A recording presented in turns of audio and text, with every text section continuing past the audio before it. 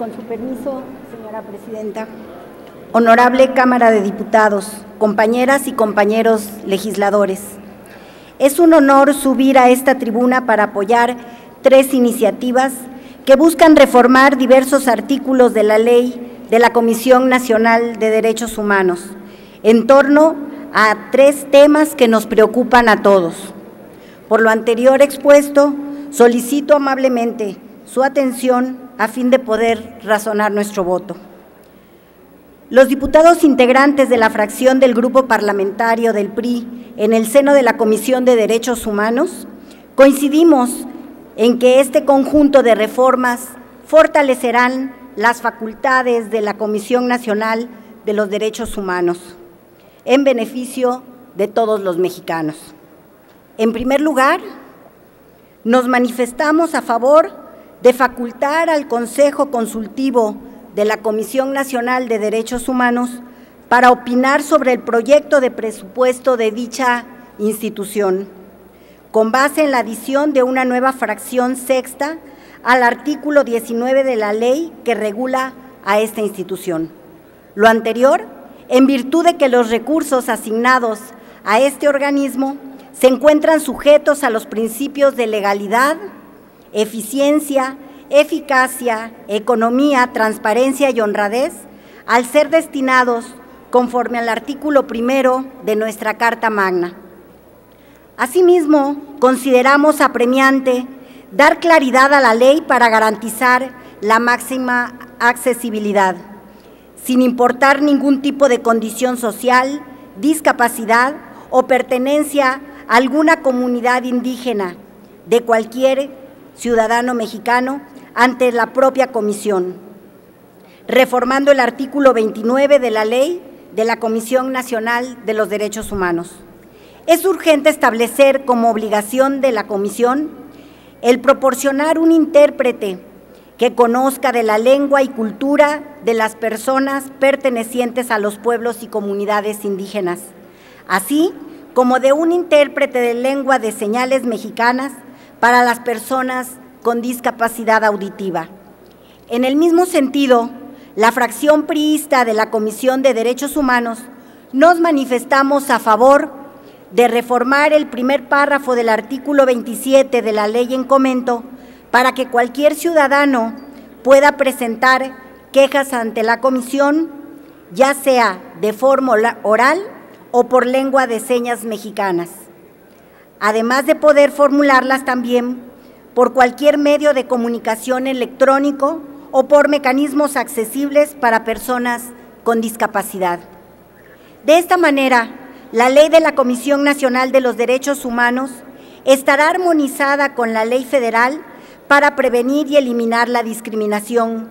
que en su artículo 2 establece que los poderes públicos federales deberán eliminar aquellos obstáculos que limiten en los hechos el ejercicio de los derechos de todas las personas.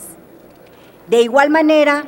dicha modificación armoniza la ley de la Comisión con la Ley General para la Inclusión de las Personas con Discapacidad, de manera específica en su artículo 32. Señala: las personas con discapacidad tienen derecho a recibir y facilitar información mediante cualquier forma de comunicación que les facilite una participación e integración en igualdad de condiciones que el resto de la población. Esta reforma también responde a diversos acuerdos internacionales, como la Convención sobre los Derechos de las Personas con Discapacidad, aprobada por nuestro país mediante el decreto publicado el 24 de octubre del 2007, y con la Declaración de las Naciones Unidas sobre los Derechos de las Personas Indígenas de la Resolución de la ONU. Finalmente, queremos contribuir a que el sistema penitenciario brinde mayor protección y trato respetuoso a los internos del sistema de reinserción social de nuestro país. Hay consenso en conferir a la Comisión la facultad y la obligación de elaborar diagnósticos del sistema penitenciario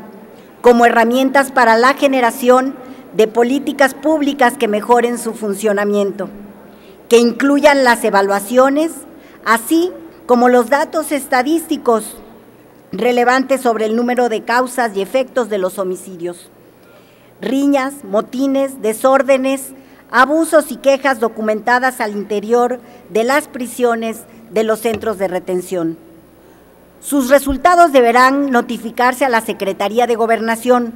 para diseñar las políticas que garanticen el respeto a los derechos de los internos, conforme a las nuevas funciones que le brindó la recién reforma a la Ley Orgánica de la Administración Pública Federal. Proponemos que el diagnóstico no se limite solo a documentar lo ocurrido en las prisiones,